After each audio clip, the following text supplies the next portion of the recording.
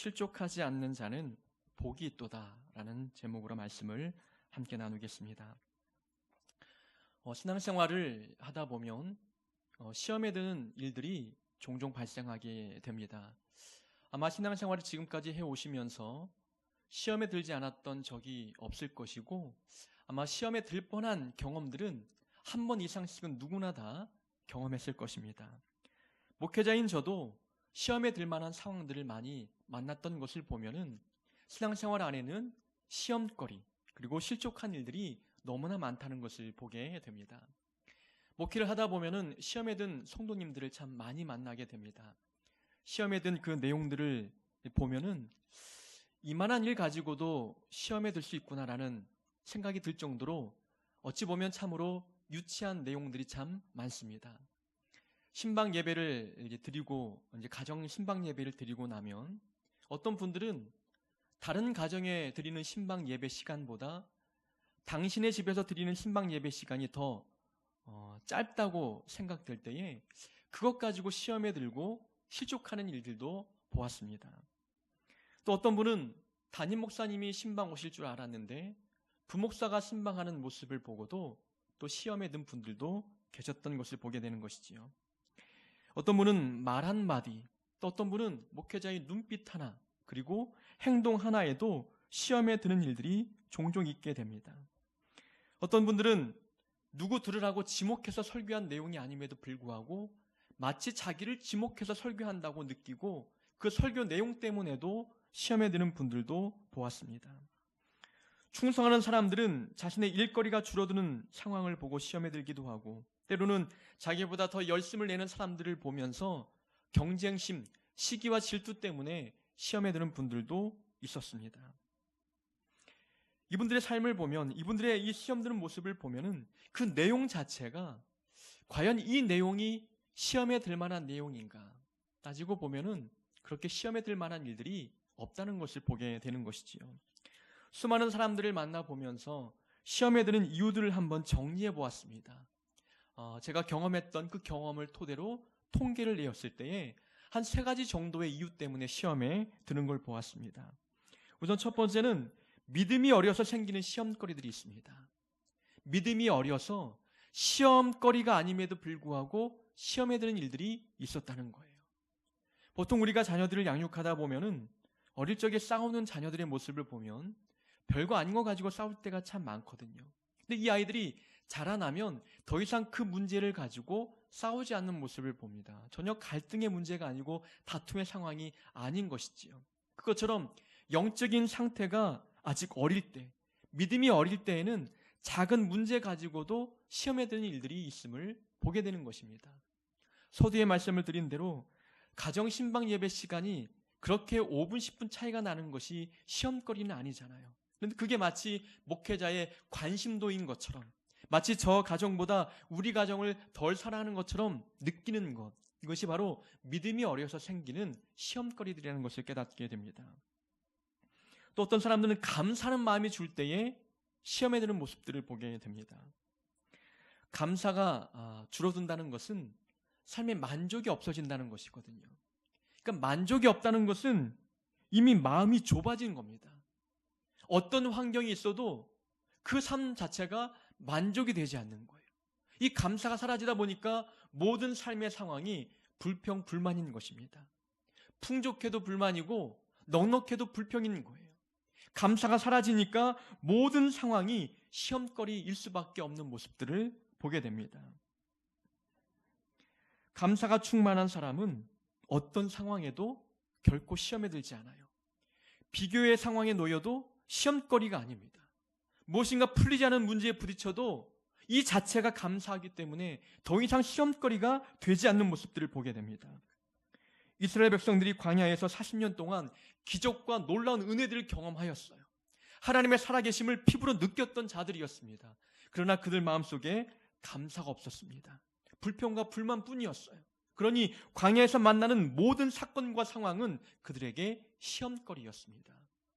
우리의 삶에도 감사하는 마음이 줄어들 때에 시험이 찾아온다는 것을 경험하지 않습니까?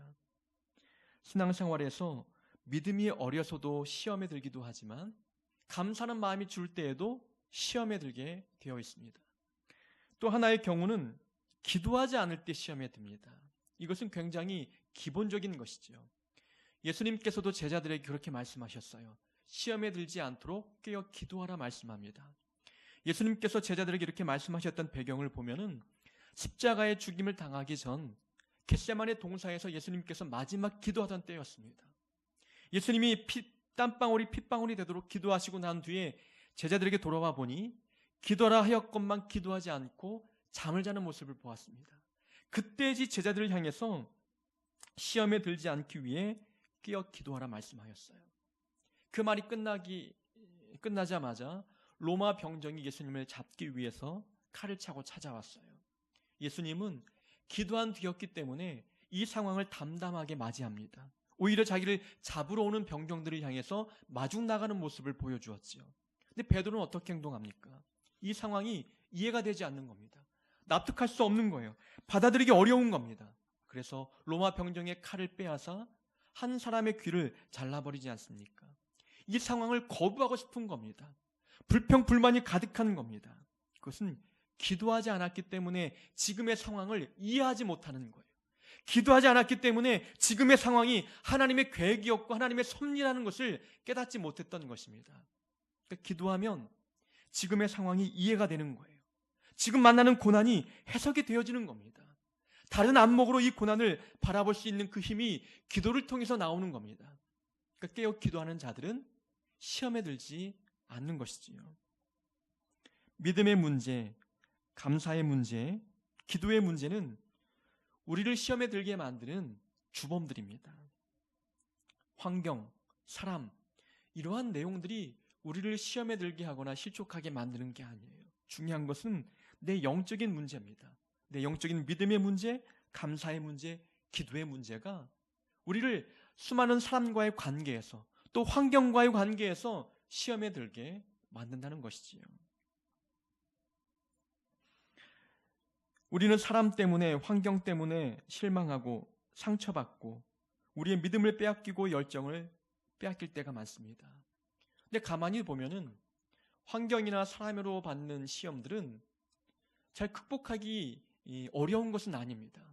근데 문제는 무엇이냐면 하나님 때문에 시험 들 때가 많습니다. 하나님 때문에 우리가 실족할 때가 있다는 거예요. 아니 그게 무슨 말씀입니까? 하나님 때문에 어떻게 우리가 시험에 드나요? 우리 반문할 수 있지요. 근데 가만히 생각해 보십시오. 지금 당하는 고난이 어떤 사람 때문에 찾아온 고난이라면 그 사람을 원망하면 돼요. 그 사람을 탓하면 그래도 마음의 어떤 상처는 덜 수가 있는데 지금 만나는 고난이 누구 때문인지 그 대상을 찾기 어려울 때 모든 화살은 누구에게 향합니까? 하나님께 향하는 거예요. 내가 믿음 생활 잘하고 신앙생활 열심히 했는데 충성 봉사했는데 손해보고 헌신할 것 다 했는데 이런 고난을 만나게 하신 장본인 하나님이 원망스러울 때가 있어요. 하나님 때문에 시험에 드는 것입니다. 어떤 사람은 누구 때문에 시험을 당하긴 하였지만 그 사람을 바꿔주지 않는 하나님이 미울 때가 있어요. 내가 그 사람을 위해서 지금까지 기도했는데 이 사람을 왜 하나님은 바꾸지 않을까? 왜 이 환경을 바꿔주지 않을까? 환경과 사람 때문에 당하는 시험, 이 거리 때문에 하나님께 원망하며 하나님께 실족하는 모습들도 있습니다. 우리 안에도 그런 마음 있지 않습니까? 하나님의 탓이 아닌데 하나님 때문에 마치 내가 시험에 든 것처럼 하나님을 시험거리로 하나님 때문에 시험에 드는 일처럼 받아들일 때가 너무나 많다는 것입니다. 오늘 본문에서도 예수님께서 말씀하십니다. 누구든지 나로 말미암아 실족하지 아니하는 자는 복이 있도다. 나로 말미암아 실족하지 아니하는 자는 복이 있도다 말씀하셨던 예수님의 말씀 속에는 어떤 의미가 있는 것입니까? 예수님 때문에 실족하는 사람들이 있다는 거예요. 예수님 때문에 실족할 만한 사람들이 존재할 수 있다는 것을 내포하고 있습니다. 그 대상이 누굽니까? 세례 요한이었어요. 세례 요한이 지금 예수님 때문에 시험에 들 만한 상황에 놓여 있었습니다. 자, 현재 세례 요한은 감옥에 갇혀 있었습니다. 그가 감옥에 갇혔던 배경을 보면은 헤롯 안디바가 자기의 동생 빌립의 아내를 빼앗아서 자기 아내로 삼잖아요. 그러니까 세례 요한이 이 부분을 탓했던 것입니다. 그러니까 헤롯 대왕에게는 3명의 아들이 있었거든요. 헤롯 대왕은 예수님이 태어날 당시에 그 이스라엘 땅의 분봉왕이었어요. 그때 헤롯 대왕이 이스라엘을 지키고 있는데 헤롯 대왕이 죽고 난 뒤에 이 나라를 5분배하고 난 뒤에 이 5분배한 지역을 세 아들에게 물려주었어요. 그 중에 한 지역이 헤롯 안디바가 다스리고 있었고 또 한 지역은 빌립이라는 아들이 다스리고 있었어요. 또 한 지역은 아켈라오라고 하는 아들이 다스리고 있었는데 빌립의 아내를 이 헤롯 안디바가 빼앗아가는 거예요. 세례 요한은 강직한 분이었잖아요. 정직하게 또 질서적으로 얘기하는 분이었기 때문에 헤롯 안디바의 죄를 지목했던 것입니다. 헤롯 안디바가 이 일로 인해서 세례 요한을 감옥에 가둬버렸어요. 감옥에 갇혀서 고난과 핍박을 당하는 세례 요한이 한 가지 의구심이 드는 겁니다. 예수님의 길을 예비하도록 하기 위해서 나를 이 땅에 보내셨고 예수님이 등장할 때까지 내가 그 길을 예비하기 위해서 회개를 선포하고 또 회개의 세례를 베풀었는데 지금 고난을 당했잖아요. 그러면서 한 가지 드는 생각은 내 뒤에 오신 이 예수님이 구약에 예언했던 하나님이 계시하셨던 메시아가 맞는지 궁금해지기 시작했습니다. 그래서 제자들을 보냈습니다. 제자들에게 당신이 오실 메시아입니까? 우리가 기다렸던 메시아입니까? 아니면 우리가 또 다른 일을 기다려야 합니까? 묻습니다. 그때 예수님께서 대답하시기를 너희가 가서 보고 들은 것을 요한에게 알려라. 맹인이 보며 못 걷는 사람이 걸으며 나병 환자가 깨끗함을 받으며 귀 먹은 사람이 들으며 죽은 자가 살아난다. 가난한 자에게 복음이 전파된다. 이 말씀을 전하면 세례 요한이 이 오신 예수님이 메시아이심을 알 것처럼 예수님이 말씀하신 거예요. 그 뒤에 덧붙여 말씀하시기를 누구든지 나로 말미암아 실족하지 아니하는 자는 복이 있도다라고 말씀하신 것입니다. 세례 요한이 예수님을 메시아로 믿지 않았던 것은 아니었어요. 믿었지만 그러나 궁금했습니다. 메시아가 오셨는데 상황이 달라지지 않고 있거든요. 메시아가 오시면 로마의 속국에 빠져있던 우리나라가 해방될 줄 알았습니다. 로마가 패망하고 헤롯이 죽고 나는 감옥에서 풀려나고 모든 상황들이 다윗 왕국처럼 다시 회복될 것처럼 기대하고 있었어요. 이러한 메시아관이 당시 유대인들이 갖고 있었던 메시아관이었어요. 그들이 알고 있던 메시아는 심판의 메시아였습니다. 이 땅에 오셔서 불합리한 것들을 바꾸시고 죄인들을 멸망하시고 이 나라를 멸망 가운데 고난 가운데 빠뜨렸던 이 로마의 나라를 하나님이 심판하실 줄만 알았어요. 그런데 주님이 오셔도 메시아가 오셔도 달라진 것이 아무것도 없는 이 상황을 보고 세례 요한이 궁금했던 것입니다. 본인이 무슨 죄가 있길래 감옥에 갇혔겠습니까? 본인은 하나님을 위해서, 하나님의 일을 위해서 충성을 다했습니다. 메시아가 오셨는데 헤롯의 도끼는 여전히 살아있는 거예요. 메시아가 임재했는데 어찌 헤롯 왕의 이 악랄함과 독함이 왜 사라지지 않는지, 무고한 죄인이 왜 풀려나지 않는지 이런 부분에 대해서 의구심을 갖고 정말 오신 분이 메시아가 맞는지 묻고 싶었던 거였습니다. 세례 요한이 시험에 들 뻔했던 이유는 딱 한 가지 때문이었습니다. 내 기대와 하나님의 계획이 달랐기 때문이었어요. 내가 기대했던 메시아는 심판의 메시아였거든요. 내가 기대한 예수님은 이 땅에 주님이 오심으로 말미암아 모든 상황이 달라질 것으로 기대했던 거였어요. 내 기대감은 그것이었는데 하나님의 섭리는 달랐습니다.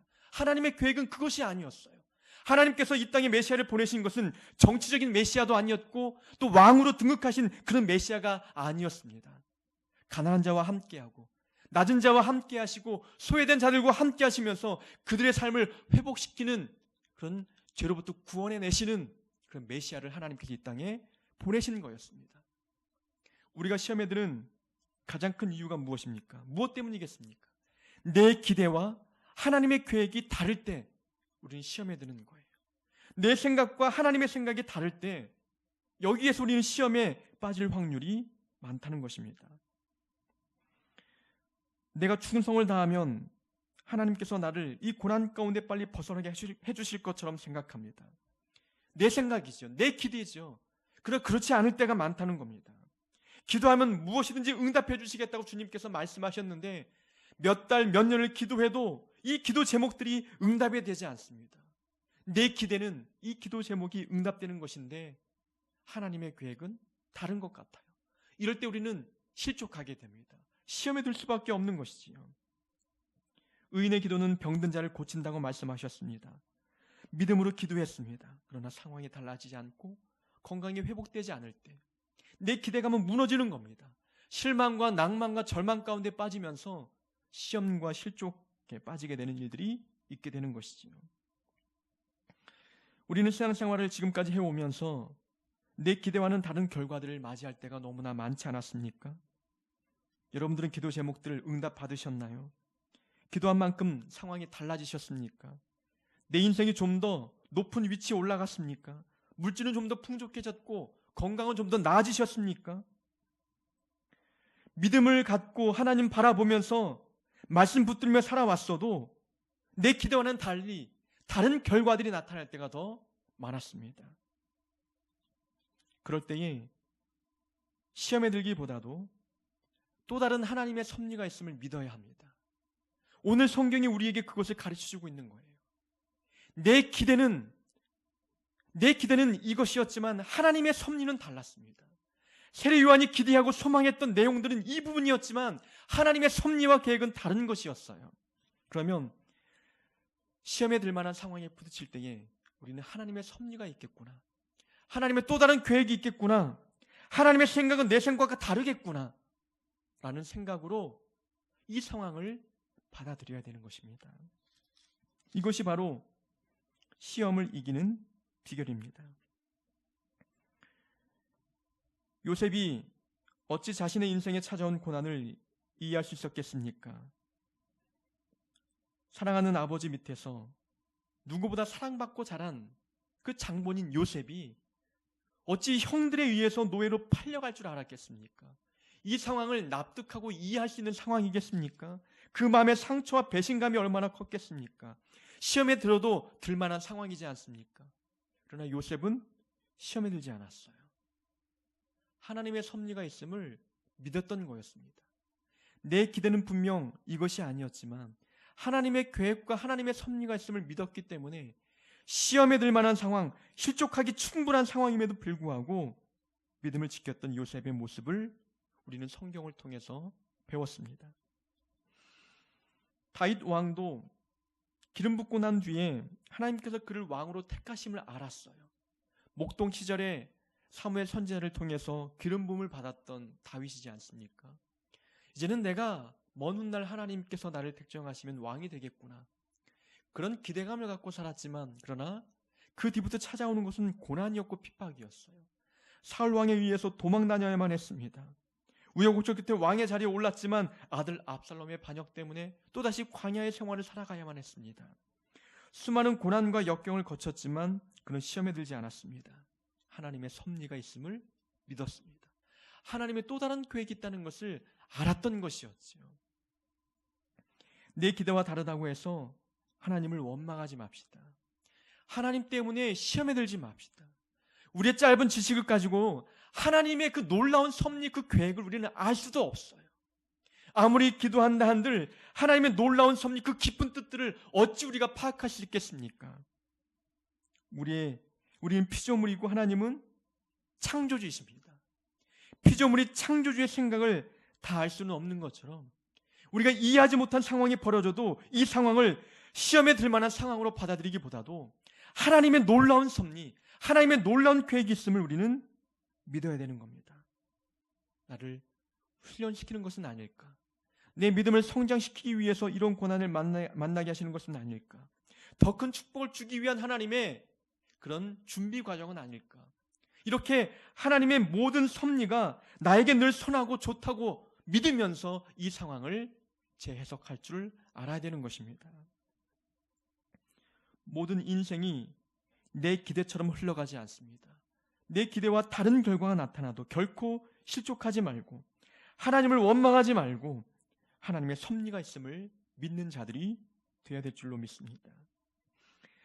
이러한 답변을 예수님께서 세례 요한의 제자들에게 주신 이후에 이제는 세례 요한이 보낸 자들이 떠난 뒤에 무리들에게 이 세례 요한에 대해서 설명하십니다. 예수님께서 이 세례 요한을 평가하실 때에 딱 한 말씀으로 평가하잖아요. 이는 선지자보다도 훌륭한 자다. 더불어 평가하시기를 여자가 낳은 자 중에 요한보다 큰 자가 없도다 말씀합니다. 그러면 이 땅에 세례 요한보다 큰 자가 아무도 없다는 거예요. 하나님이 그렇게 세례 요한을 인정하셨습니다. 너희가 광야에 나간 이유가 무엇이냐? 무엇을 보려고 광야에 나갔느냐? 묻습니다. 바람이 흔들리는 갈대냐? 아니라는 거예요. 세례 요한을 빗대어서 말씀하는 겁니다. 세례 요한은 흔들리는 갈대와 같은 자가 아니다. 그는 지조가 분명하고 절대 환경 때문에 흔들린 자가 아니다라는 것을 말씀합니다. 세례 요한은 고난 때문에 흔들리거나 사람의 말이 흔들리지 않았고 사람들의 위협과 물리적인 고통을 가하는 상황에서도 절대 흔들림이 없는 자였다는 것을 말씀하고 있는 겁니다. 권력자 앞에서도 비굴하지 않았고 어떤 사람들에게서 인기가 사라져가도 사람들의 기억 속에 자기 이름이 지워져가도 결코 질투하는 마음 때문에 마음이 흔들지 않았던 자라는 것을 말씀하는 겁니다. 그는 갈대와 같은 자가 아니다 라고 말씀합니다. 그러면 너희가 무엇을 보려고 나갔더냐? 부드러운 옷을 입은 사람이냐? 보라 화려한 옷을 입고 사치하게 지내는 자는 왕궁에 있느니라. 세례 요한은 그렇게 사치하고 왕궁에서 성공 가도를 달리는 그런 사람이 아니라는 겁니다. 그는 검소하고 금욕적인 삶을 살았다는 것을 말씀합니다.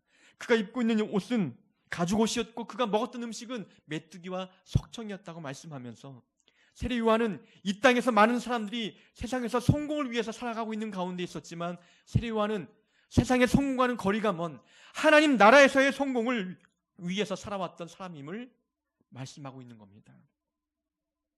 세례 요한은 세상에 대해서는 가난했지만 믿음에 대해서는 부유한 자였음을 주님께서 칭찬하고 계십니다.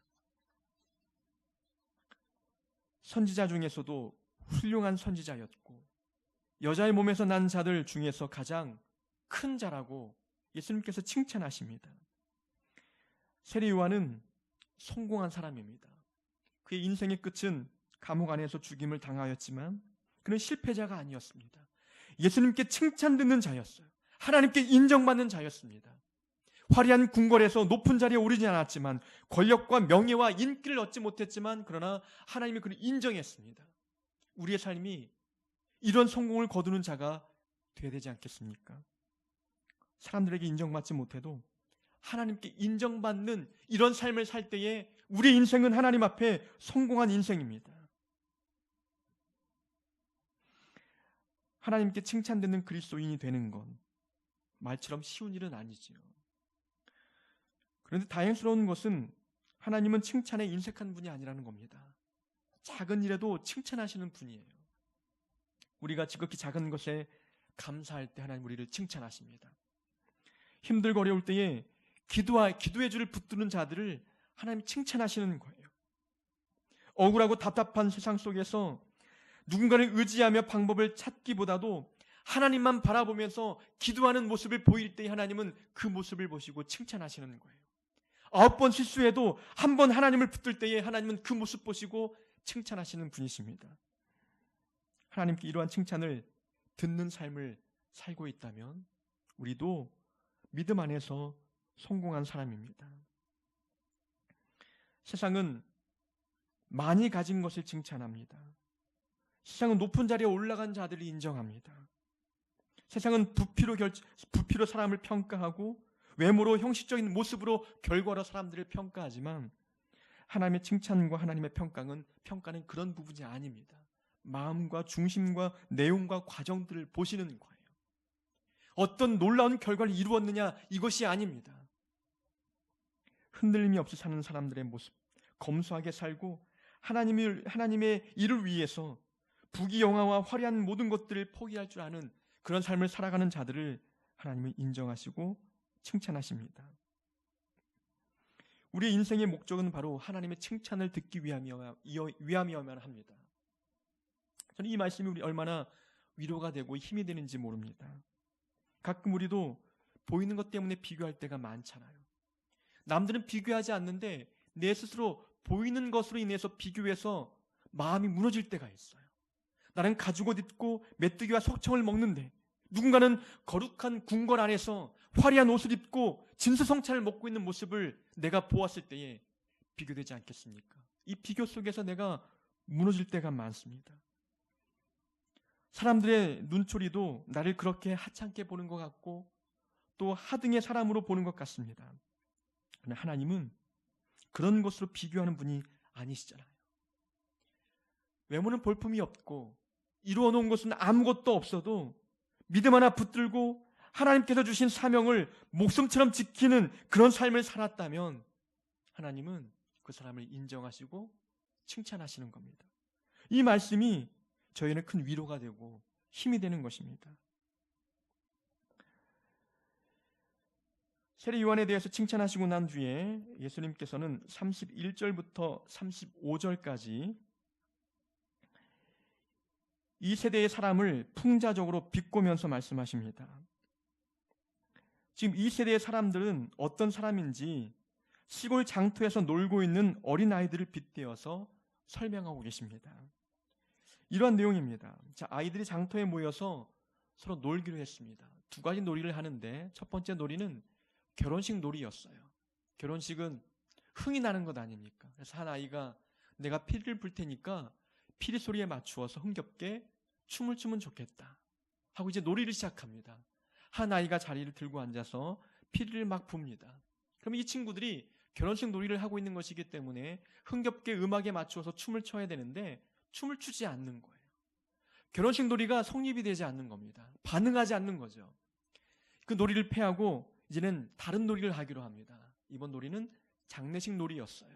장례식은 어둡고 침울하고 눈물과 슬픔이 가득한 곳 아니겠습니까? 한 아이가 이제 앞장서서 통곡하고 애곡할 때니 따라 울라고 합니다. 한 아이가 막 울면서 통곡하며 장례식 놀이를 주관하고 있는데 다른 아이들이 같이 울어주지 않는 겁니다. 이 모습을 보시고 주님께서 말씀하는 거예요. 오늘날 세대의 사람들이 이 모습과 같다는 거예요. 기뻐할 때 기뻐하지 않고 울 때 울지 않는다는 거예요. 반응이 없고 무감각한 세대의 사람들이라는 것을 말씀하고 있는 것입니다. 이것은 세례 요한의 사역과 예수님의 사역을 빗대어서 말씀하고 있는 것이거든요. 세례 요한이 이 땅에 와서 외쳤던 내용이 무엇입니까? 회개하라. 천국이 가까이 왔느니라 말씀하였잖아요. 세례 요한은 회개를 선포하는 겁니다. 지금은 웃고 떠들 때가 아니라는 거예요. 하나님의 심판이 목전에 놓였기 때문에 지금은 회개하고 철저히 눈물 흘리며 회개하고 금식하라고 세례 요한이 선포했습니다. 근데 사람들의 반응은 어떻습니까? 듣지 않았어요. 반응하지 않습니다. 지금은 회개하고 울 때인데 눈물 하나 흘리지 않는 사람들의 모습이 많았습니다. 오히려 금식하고 회개를 선포하는 세례 요한을 향해서 귀신 들렸다라고 이야기하는 사람들이 많았습니다. 예수님께서 오셨습니다. 예수님은 세례 요한처럼 금식하고 회개를 선포하기보다도 함께 먹고 마시고 죄인들을 구원하시고 또 많은 사람과 어울리면서 식사하시면서 그렇게 사역을 하셨어요. 주님은 천국 복음을 선포하셨거든요. 천국이 임한 것입니다. 이거 기쁨의 순간인 거예요. 이런 놀라운 기쁨의 복음을 들었음에도 불구하고 사람들이 반응하지 않습니다. 함께 기뻐하지 않는 거예요. 오히려 주님을 향해서 죄인들과 함께 먹고 마신다라고 비판하기 시작하는 겁니다. 전혀 다른 반응을 보이고 있는 거예요. 피리를 부는데 춤추지 않고 애곡하는데 곡하는데 울지 않는 모습처럼 회개를 선포하도 회개하지 아니하고 기쁨의 복음을 듣고도 함께 즐거워하지 않는 이 모습들이 바로 오늘날 세대의 사람들이라는 것입니다. 이 비유는 우리에게 두 가지 교훈을 말씀합니다. 하나는 그리스도인들은 영적인 문제에 빨리 반응해야 된다는 거예요. 말씀이 들려지면 그 말씀의 회개를 촉구하는 말씀이면 빨리 회개해야 된다는 겁니다. 또 오늘의 말씀은 감사에 대한 말씀이라면은 빨리 하나님 앞에 감사의 제목을 찾아서 감사라는 거예요. 말씀을 듣고 내 죄가 떠올라지면 회개하고 내 삶 가운데 부어주신 하나님의 은혜가 떠올라지면 빨리 감사하고 기뻐하라고 우리에게 말씀하는 겁니다. 영적인 문제에 빨리 반응하는 것이 그것이 믿음의 모습이요 지혜 있는 성도의 모습인 것입니다. 내 삶에 감사가 줄고 있고 불평이 쌓여져 가고 있고 그렇다면 지금 이 상황은 내가 가만히 있어야 될 상황이 아님을 빨리 감지해내야 되는 겁니다. 영적인 비상이 걸렸다고 생각하고 속히 기도하고 예배 자리에 나와서 하나님을 만나야 되는 거예요. 주님께서는 말씀을 통해서 회개를 선포하는데 전혀 반응하지 않습니다. 기쁨의 천국의 말씀을 선포하는데도 전혀 반응하지 않고 있다면 우리도 주님께서 책망하셨던 대상들처럼 동일하게 영적인 문제에 빨리 반응하지 않는 어리석은 자의 모습처럼 살아가는 것 아니겠습니까? 기도할 때 기도해야 하고 감사할 때 감사해야 하고 봉사할 때 봉사해야 하고 헌신할 때 또 헌신해야 되는 것이 우리의 모습인 것이에요. 주님은 영적인 문제에 빨리 반응하지 않는 이 세대의 사람들을 탓했던 것처럼 우리를 동일한 문제를 가지고 탓하지 않도록 우리는 들려지는 말씀 앞에 빨리 순종하고 빨리 하나님 앞에 반응하는 모습들을 보여야 하는 것입니다. 또 하나의 교훈은 그리스도인들은 세상의 비유를 맞추지 말고 오직 말씀만 따라 살아가라고 우리에게 교훈해 주고 있는 것입니다. 세례 요한이 금식을 선포하고 회개를 선포할 때에 귀신 들렸다고 말합니다. 주님께서 천국 잔치의 복음을 전할 때에 죄인과 어울린다고 비난했습니다. 이렇게 이야기하면 꼬투리를 잡아서 비난하고 또 반대로 저렇게 이야기하면은 그 부분을 가지고 또 비난하고 있는 것이 세상 사람들의 모습입니다. 어디 맞춰야 되겠습니까? 울라 그래도 울라 그런다고 뭐라 하고 웃으라 그래도 웃으라 그런다고 뭐라 합니다. 회개를 선포해도 비난하고 천국 복음 기쁨을 선포해도 비난하고 있는 세상 사람들의 비유를 어떻게 다 맞추겠느냐라는 겁니다. 사람들의 비유를 맞추지 말고 하나님 말씀만 보고 가야 한다는 것을 우리에게 교훈해 주고 있는 것입니다. 목회자가 말이 별로 없으면 거만하다고 이야기합니다. 또 말이 많으면 가볍고 채통이 없다고 이야기합니다. 전 두 가지를 다 들어봤어요. 서울에서 사역할 때에 너무 힘이 들고 어려우니까 말수가 적어지는 거예요. 사람 만나는 것도 힘들어지고 어떤 분은 교회에서 불과 한 100m, 200m, 150m 떨어진 곳에 계신 분인데 교회를 2, 3주 나오진 않으셨어요. 근데 한 번도 이 목사가 찾아오지 않는다고 거만하다고 이야기하는 거예요. 전화는 자주 드렸고 그분이 안 계실 때도 찾아가서 아내 되시는 분도 만나보았지만 당신을 만나지 않은 것에 대해서 그렇게 단정짓고 말씀을 하시는 거예요. 이종근 목사는 거만하구나 라는 평가를 내리는 분도 보았어요. 농담을 하고 웃고 막 즐기면은 같이 웃고 농담하고 즐겼으면서도 거기에 대한 또 다른 평가를 내리는 분들도 보았다는 것이죠. 어떤 사람에게 어떻게 맞추겠냐는 거예요. 모든 사람의 요구가 다 다른데 그들의 비유를 맞추면은 도저히 하나님의 사역을 할 수가 없으니 성도의 최고의 처세술은 하나님의 말씀을 기준 삼고 말씀만 보고 나가야 함을 우리에게 교훈해 주고 있는 것입니다. 하나님의 말씀을 기준 삼고 살아가면 사람들에게 욕을 먹어도 당당합니다. 나는 올바른 기준으로 살고 있기 때문에 나는 하나님의 올바른 기준에 맞춰 사역하고 있기 때문에 결과가 나타나지 않아도 당당한 거예요. 사람들이 내 사역에 대해서 평가를 부정적으로 내려도 당당한 것입니다.